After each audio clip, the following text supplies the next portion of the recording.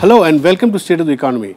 Today we have with us Sitaram Yechury, leader of the CPM in Rajya Sabha as well as Politburo member of the CPM, who will talk to us about the state of the economy, the recent budget and which way is the economy headed. He's one of the most, probably the most active articulator of the left position on political economy issues. Welcome to our show, Mr. Sitaram Yechury. You've seen Modi's pronouncements after he became PM to his own party members at various fora, and you've seen the budget. Can you give me an idea of what you think is Narendra Modi trying? My feeling is that he's carrying forward a whole lot of social welfare policies of the previous regime, even things like Manrega, which the left had, proposed during your first partnership with UPA. And he's also trying to boost big business. What cocktail is he attempting?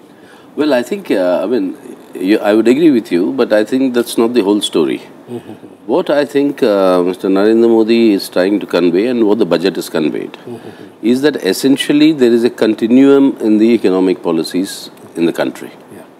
And that continuum, the difference, if at all, and which I think was also the thrust of the entire election campaign that Mr. Modi conducted. The thrust was that here you have a Congress government that is paralyzed, that's not able to deliver. And I am a better deliverer. Especially of public services. So I'll carry forward the public services scheme, and not only that, he'll carry forward also the underlying philosophy of the economic policy direction. And that underlying philosophy is what has come out in the budget very sharply. And that is that reliance on seeking greater inflow of foreign capital and reliance on giving private capital in India a greater role through the PPP model. Now, this is how they want to augment the investable resources, which is precisely what Dr. Manmohan Singh was trying to do.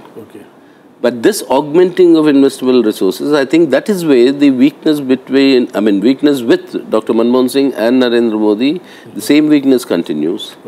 And that is that the entire economic policy direction philosophy is rooted in one presumption, that increasing the funds available for investment per se will lead to a greater growth and per se, therefore, will lead to greater employment generation and prosperity, etc., etc.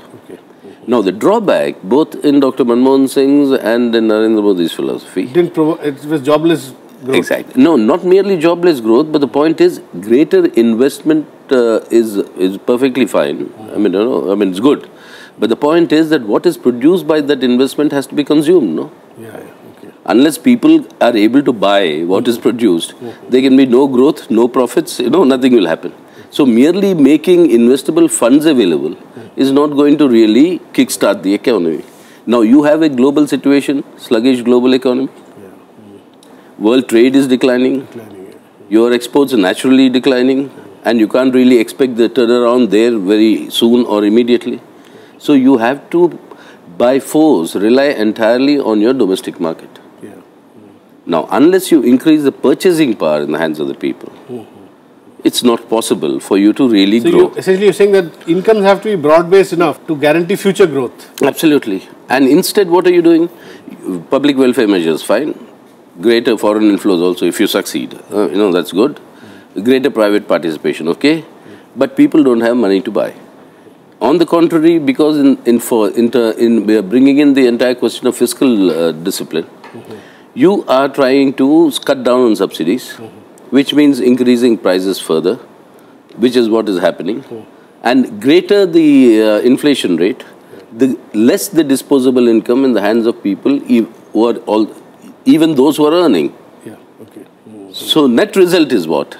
That you attract greater investable funds, invest, but the goods are not sold. So people stop investing, even though they have money. Where does that money go? It goes into speculation. You have real estate rising, you will have gold prices rising, you will have for Indian rupee value declining because savings are being done in foreign exchange. So you're saying that if industrialization is not broad-based enough, you get these asset bubbles. Absolutely. You get these asset bubbles which may create, one jump in the share prices, a track. In fact, it's interesting you're saying this, Mr.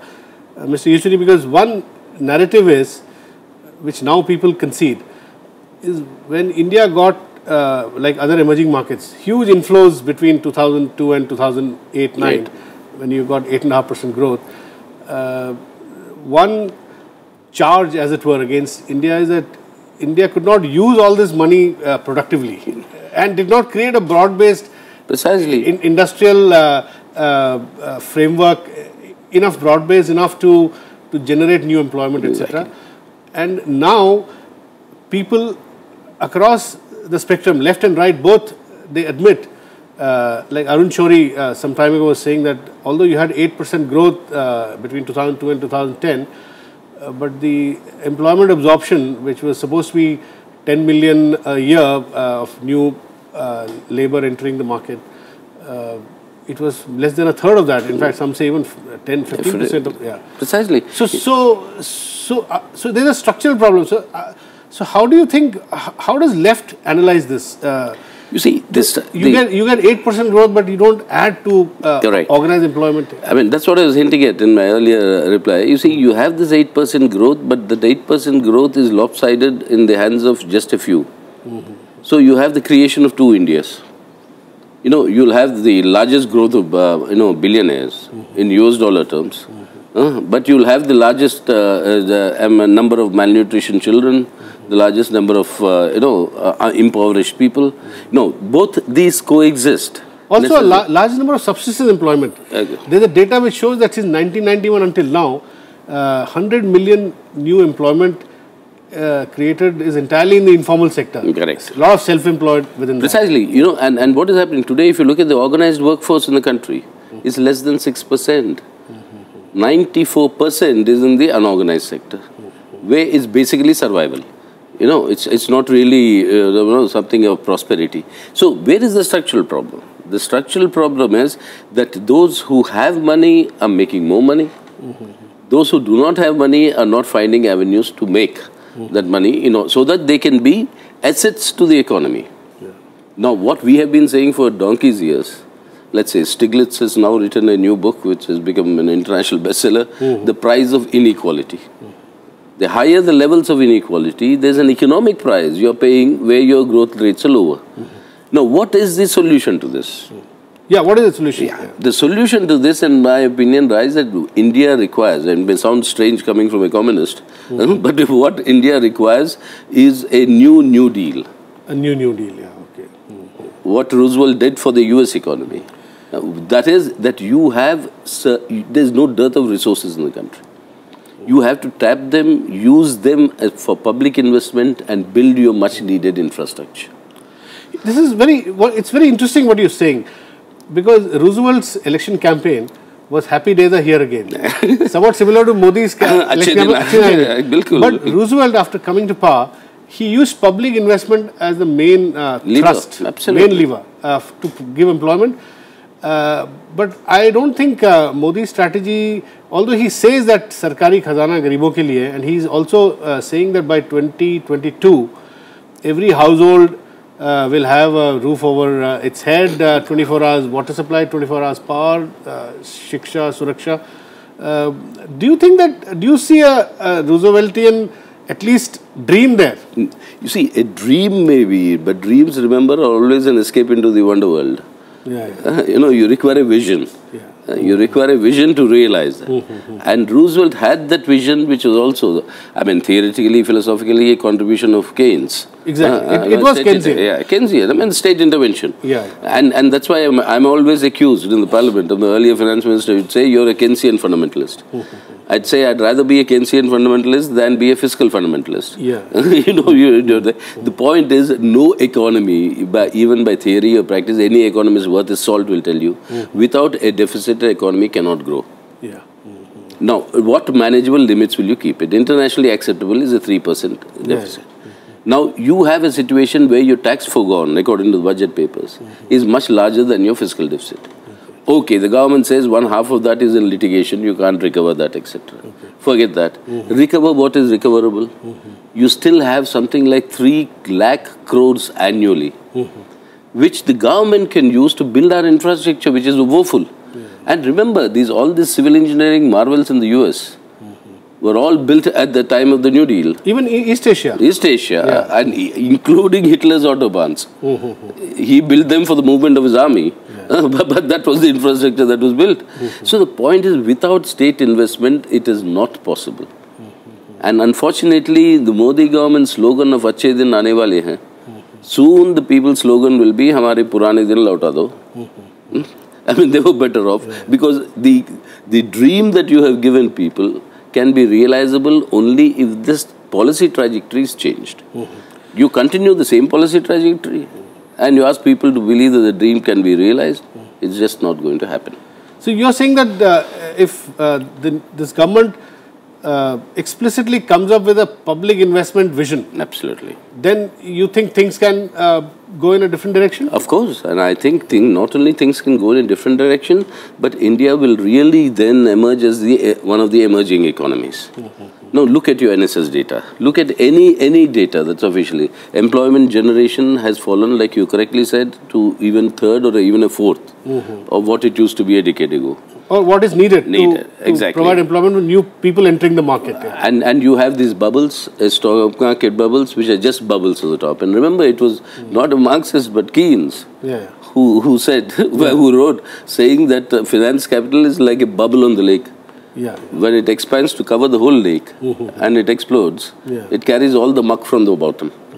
And that is the problem with the bubbles. I mean, when they grow, it appears very hunky-dory. And is bound to burst, because no balloon can be inflated to infinity. And that trajectory which this government is following, unfortunately, the situation will be worse, because as time goes by, the same sort of policy direction, the result will be worse for the people. But CPM has changed its position over the years on good foreign direct investment capital, right? Which is not fly by night. Yeah, exactly. In the sense, remember, you raised a very correct point, but you said even when you had this 8% growth rate, but you really couldn't use that in productive assets. Productive assets, yeah. Why couldn't you use it? We always used to argue in the parliament. We said, you claim to have a record foreign exchange reserve. Now, you're not a miser. You don't keep the money under your bed and start counting every day. Why don't you use CPM had asked for using that? Some of the exactly. Use those reserves and invest them. We'll have a more detailed discussion on this. Please don't go away and keep watching RSTV. Welcome back to State of the Economy. We are talking to Sitaram Yechury, leader of CPM in Rajya Sabha. Mr. Yechury, you were rightly saying that CPM had earlier told the UPA government that they should use some of their reserves to build infrastructure for public investment, right? So, in some ways, what you had recommended has come true through an indirect way, because we have contributed to this BRICS fund, which is precisely to be used as for infrastructure, right? But remember, the reason why we couldn't use it when we were telling it, I mean, a reason which the Manmohan Singh government was not explicit enough to tell, is that most of these reserves is what is called hot money. You never know when the it's the nature of a liability. And when the FII would want to withdraw it. And remember, in 1990s, Mexico made that cardinal mistake of using this hot money for public investment in the country. The net result was, when this money flew out, they had to sell all their energy resources in order to get out of their debt. So we've not earned these reserves through exports. And it's not real wealth. Like China has. It's not real wealth. There's a bubble sitting on your actual real wealth. And China, that's why I said, look at China. Even after the global meltdown, when everybody in the world was giving these bailout packages to the corporates, eventually what happened? You converted corporate insolvencies to sovereign insolvency. You took it from corporate balance sheet to government balance sheet. And that is exactly the problem with European Union. The country is going bankrupt because they bailed out the corporates. The United States can get away with it because the greenback, the dollar is the universal international currency. But they can get away, but nobody else can. Now, what was needed again there? that use these resources, the tax foregone, what you're giving, in spite of all the concessions you've given to boost investment and growth, your manufacturing landed at the time of the elections to minus 0.1%. Yeah. That was your manufacturing growth rate. So where were all these lakhs of crores of incentives going? They were going into speculation, as I said, real estate, gold, buying up foreign reserves, etc. Absolutely. Instead of that, collect your legitimate taxes, you invest, generate new jobs, give that purchasing power in the hands of the people. And once they start demanding, and many, many years ago, this exercise was done when we were students, I would say at least 30 years ago, that if you give enough money to every person below the poverty line to buy one dhoti or one sari, the demand for cotton textiles will be 3 times more than what it is today. Then, that means you will require 3 times many more cotton textile mills. That will employ people, that will generate jobs, etc. So that demand generation is where we should focus. Instead, you're focusing on attracting investment. Here, coming back to the structural problem that we discussed a few minutes ago, which is of employment. Now, last week, Pranab Bardhan was in Calcutta, your city in some ways, where he lamented that the only solution to jobless growth, relatively high technology, high capital driven growth is to have a clear-cut strategy of labor-intensive growth. Now, we have been talking about labor-intensive growth now for decades now. Now, what do you think? I mean, what does your party think about generating labor-intensive growth? What could be the way out? Labor-intensive growth, there are 2 points here we have got to understand. One is it's in the very nature of capitalist development. That in order to maximize profits, you always replace labor by technology. So actually, technical progress is a coercion under capitalism. I mean, otherwise you don't maximize profits. So that is something that will happen. There will be a constant replacement of labor by technology. Now, therefore, how do you increase labor intensivity? The only way is public funded investments in infrastructure. No, you can't. I mean, whatever be the technological levels, you require manpower to build roads, you require manpower to build dams, you require So essentially what you're saying is that the private sector can go on the capital technology intensive path. Government can actually do investments which are more labor intensive. Beyond that, I go to say another point. The private sector can also thrive only when the government goes on the path that we suggested. Because only then the purchasing power in the hands of the people will grow, which the private investment can feed. If there is no purchasing power, how will private capital also thrive? And they can't export, as we said. They can't go anywhere. So why is, let's say, capital from India, big capitalists from India, actually investing abroad? Because there is no domestic market here. You provide them a domestic market, who would want to leave the country and go? If you don't do that, and that nobody else can do except the government. So all that we are saying is, and that is our critique in this budget also, which is now going on, we are discussing in the Rajya Sabha today and tomorrow, is that for heaven's sake, collect your legitimate taxes. Nobody is saying increase the tax levels. Nobody is saying you impose greater tax rates or whatever. Tax rates or whatever it is. No. Whatever your existing tax rates, whatever your existing legitimate collections, collect them. Stop giving these tax incentives. Instead, use this money and do public investment. The same capitalist to whom you will give this tax incentive today, he will earn more if there are people to buy what he is producing. Why is the automobile industry sales down? Why is your consumer durable sales down in every sector? That's because the disposable income in the hands of the people is much less. So that is what we have to address. And the other issue is, when you speak about employment, this one of your economists on the left, Jayati Ghosh, once made a presentation where she argued that nearly 50% of those employed in India are actually self-employed. we haven't seen any other economy in the world going through our phase of development, which went through our phase of development in the past, developed economies, which possibly had 50% of their employed as self-employed. Now, how does the left analyze this? Is it again because of lack of labor intensity in manufacturing? It's lack of adequate public investments to absorb this labor. You see, 46%, I think, if the actual figures are there, are self-employed in the country. Nearly 50%. No, why are they self-employed? Because there is no better alternative.